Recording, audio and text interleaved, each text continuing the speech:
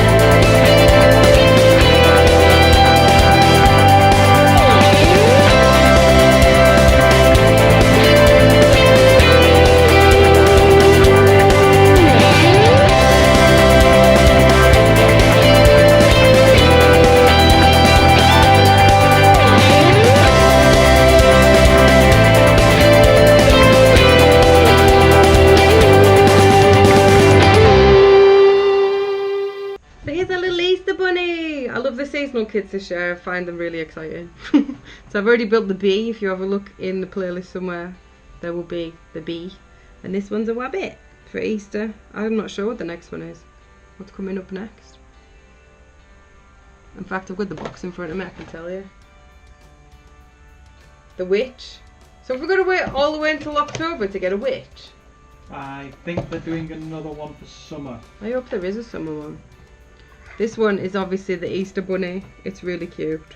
It's just a bog standard like Brickheadz build. It took the whole of about 15 minutes to build, so they're not big builds, but they are really cute. And I like the details with these seasonal ones that you get the little, we've obviously got little Easter eggs and the little flower, and then he's got his carrot, which is really cute.